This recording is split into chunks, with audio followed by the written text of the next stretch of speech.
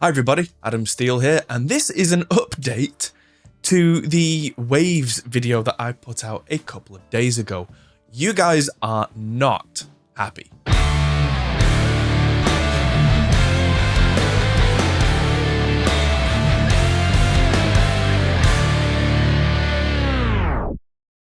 So, in the middle of last week, the guys at Waves sent me an email and said, oh, by the way, we're changing to a subscription plan. Here's what we're going to do. Here are the details. And so I rushed to be the first person to get the news out about this. And I think I was successful. I got the first video out. And the video was pretty much, hi, how are you doing? Waves are doing this. Here's what's going to happen. Here's why maybe I think this could be a good idea, because generally I try and find the good in whatever news has been given to me. And at the time, I had absolutely zero feedback from the community because this news had been broken like an hour before. I've never had so many negative comments on a video in my life.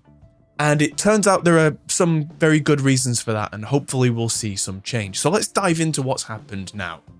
So Waves have moved all of their plugins over to subscription bundles.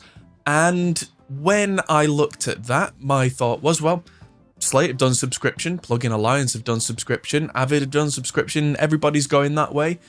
Must be a reason for it. What's the reason for it? And so that was me elaborating on how I think that would work. And the logic that has been used by the other companies is what was rattling through my brain. Like, Steven Slate personally has made several videos saying, like, if you want to pay $200 for a plugin or get everything for $15 a month, who's the crazy one? And to a point, I'm still kind of with him on that, but the plot thickens, because I think I mentioned but didn't really realize the full impact of the downside.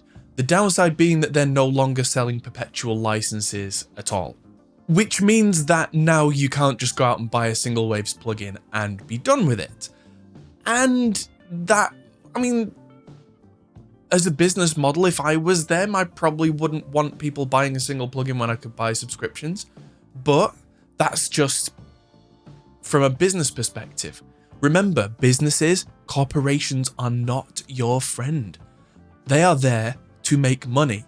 So if I explain that to people, even if I'm relatively upbeat, that doesn't mean that I condone it and that I completely am like, oh, you absolutely should be giving all your money to corporations all the time. But that's how it is. At time of making this video, I've had about 450 comments on the previous video, some of which were really nasty.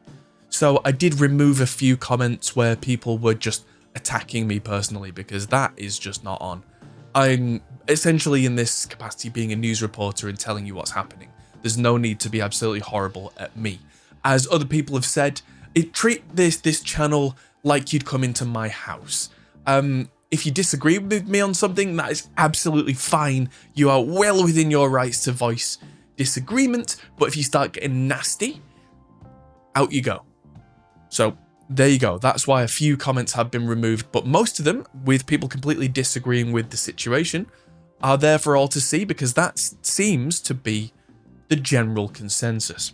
At first, a few of the comments that were coming in were like, I've been using Waves plugins since the 90s and now I'm never going to buy Waves again. And it was a few comments like that, which, to be honest, are kind of invalid, because if you've bought plugins 20 years ago and you've not paid them any money since, then you're not really a customer. It's like me saying, I bought this car 20 years ago and I'm upset that they now make electric cars. Well, I still own that car that's out there. It's still mine and it's still perfectly fine. That doesn't make what's happened with Waves okay, though. They're just two separate things. So if someone's being a complete muppet in the comments about something like that without taking the actual situation into consideration, then of course I'll chime in and say, actually, come on, hang on, think about this for a minute. And people get really upset about that. But that's, you know, no skin off my nose. If you have a very good point to make, and a lot of people over the next several hours really did, as they elaborated and kind of broke down why this isn't a good thing. I'm on board, because now I can completely understand why people are upset. It's mostly the people that seem to be upset that have already spent money on Waves plugins and don't want to spend any more. And honestly, I'm generalizing a little here, but it's kind of the older crowd that are upset as well. Because if you are of the mindset that you should own everything that you buy, which is, 30 and up, that is the mindset that we all have, that we were brought up with, which is ownership is important, then you're going to be upset if you can't own things anymore. But the younger mindset, they all seem to be like, same as everything else. Because if you're, below that age, you probably can't afford to own anything anyway, so just kind of rent what you need as you need it. This is the Netflix generation, the, Disney Plus generation, all that kind of, they're used to paying for things monthly, and if you don't need them, you just don't use them anymore. There were some things that were brought to my attention after the video, which are definitely part of what makes this not okay. The subscription thing where if you have all your plugins on one computer, you can only use them on one computer, which actually, as far as I'm aware, was generally how Waves did things anyway. You could get a second computer license for a lot of Waves plugins before that were only valid until the end of your Waves update plan, which is a big thing I'll talk about in a minute. Now that's not a thing anymore, so you get one license to use on one dongle, which I can see why people are upset about that, but honestly, I'm not, because, I wish that they could still use iLok. Again, not a big fan of iLok, but it's practical. I have one, I use one because of the plugin manufacturers use it. I'm not saying iLok is the best, but I have one, and I take it from here, this is my mix room, to my studio. I use it on my laptop. I'm one person, I own one license for these things, and I use them on one thing at a time. It's a little inconvenient if I forget my iLok, like I have done last few days. I've managed to leave mine at the studio because I'm an idiot. But that's kind of on me. If I was given 3 activations to use on 3 computers, that wouldn't be an issue, but I know that every plugin manufacturer has different outlooks on this. It's not great, but it is what it is. The fact that I have to have the Waves licenses on a USB because of the multiple computer situation that I have is inconvenient. It is. It's quite inconvenient, but it's not the end of the world. It's not really changed much for me. The people in the comments who were saying, oh, but I've got 3 computers and I need it to use on all 3. I'm like, well, get 3 licenses then, because 3 people are using this, which means you should have 3 licenses. That's how software works. And that's how ownership works, by the way. If you owned a car, you can't suddenly use 3 cars because you own 1 car. So that cuts both ways. I can understand why people would be upset, but that one you've really got to balance. The other one that I completely understand why people are upset is I have been told that if you own plugins and then you go full subscription, it then changes your system so that you then only have the subscription. So at that point, your perpetual licenses are converted, I think. They're lost. Your perpetual licenses are lost. That is not right, and that is something I will try my level best to talk to the guys at Waves about, because that's not right.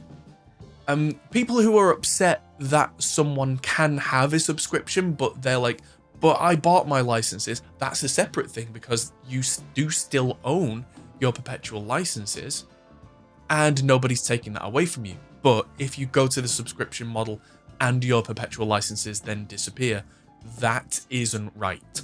That is removal of what you did own. And morals aside of whether you think ownership or subscription are better than the other, removing your ownership of things, that is not right. But separately, let's talk about the elephant in the room for me, which is the Waves update plan. A lot of people seem to be upset that they can't update their plugins anymore. If you had perpetual licenses, were you really updating them anyway? Or are you just saying that because most people, there will be some exceptions in the chat, and I'm sure you'll all be there typing, most people will complain that they couldn't update the Waves update plan and keep their plugins up to date. But you weren't doing that anyway. I wasn't. Any plugins that I had that were version 13 or 12 or 11 or 10, I'm not paying the update plan for the plugins that I already owned to not get any more features. But then that's a double-edged sword if we're trying to balance this all out, because from Wave's perspective, if they've got a $250 plugin and they put it on sale at $40, which they did a lot, by the way, then the fact that it doesn't work 5 years down the line on your new machine that didn't exist at the time is, well, you know, if they had never put it on sale and they had the money and therefore the resources to develop stuff and give it you for free, that would make sense. That's, I think, where companies like FabFilter have their business model, is they don't really do sales. They don't really cheapen the value of their product, but then they support forever on updates. But it's not free. It's not free at all. You paid for it at the start with the increased price of the product. And again, whether that's morally right or wrong is something that a lot of people can't really see past, but morals are not business practices. Business gonna business, whether you like it or not. I think Wave's first mistake there was perpetually putting everything on sale, which meant the value of their plugins was down at the sale price after a while. Because, you know, if you've got a $1,000 product and you put it on sale once for one day for $500 and then it's $1,000 forever, it's probably still a $1,000 product. But if it's on sale at $500 all the time, it's a $500 product, and the optics of that is probably what's not helped them. And what's really interesting to me is the crowd reaction to this compared to the crowd reaction when Slate went to subscription and everything was sunshine and rainbows and the sun shone out of Steven Slate's backside and it was the best thing ever to happen. And then Waves have pretty much almost exactly done the same thing, and they are the demons. And everybody's going, buy Waves, I'm never using Waves again. There's even a massive spreadsheet of alternatives to Waves plugins that's been made. This is a real kind of torches and pitchforks kind of crowd right now. The difference is stark, and honestly, I do think that Waves have very much kind of missed the boat on this in terms of public perception. They probably should have done this 5 or 6 years ago. At which point there wouldn't be nearly as much complaint. But now let's talk about what can Waves do to rectify this situation, because as of now, they've had the subscription bundle live for 2 whole days, which means that very few people will have had to move to the subscription plugin. Nobody who owned any Waves plugins beforehand has actually been affected yet, unless they've moved to the subscription plan and lost their perpetual licenses, which I can completely understand why that small minority would be quite aggrieved. But what can Waves do? At this point, they could reinstate perpetual sales, but if they do, don't expect any discounts ever again, because it's not in their best interest to do so. Now, if they do put things back on perpetual sale as in being able to buy, not sale as in discount, then like the Mercury bundle is probably going to be $7,000 because that was its original price. You know, the $299 plugins on sale for $40 will not be on sale for $40 anymore. You'll be able to buy them, but at what cost? The other thing that they should probably change, and I think will probably have to change because some court somewhere might get involved in this, is making their perpetual licenses that you have not go anywhere if you change to the subscription model, because that's out of order. That is completely, I'm sure there must be at least some EU law against that I can think of. I mean, not that really affects them. If you didn't know, Waves are not American, they're not really European. I think they're an Israeli company, and I don't know what Israeli law is surrounding this, because I have never been there. I'm not not an expert on the laws of Israel, but something somewhere is going to have to give. Although it could be, and again, this is just kind of commentary from the outside, it could be that all the upset people who are saying, oh, I'll never use Waves again, never use Waves again, and the younger crowd who are used to subscriptions start paying for the subscriptions, and the Waves then make more money and get a whole new crowd in, and that they might be happy with that. And it sucks to say, it's kind of a painful thought for a lot of people, but sometimes a company does turn its back on a customer base, and it's been shown throughout history over and over and over again that unless there is legitimate, reason for the company to go back, they won't go back. So we'll see what happens. And yeah, to anyone who thinks that I was a Waves shill just because I, have an affiliate link and I have talked about their plugins as they come out, that doesn't mean I'm a cheerleader. That doesn't mean they own me. I have other sources of revenue. If that goes away, that goes away.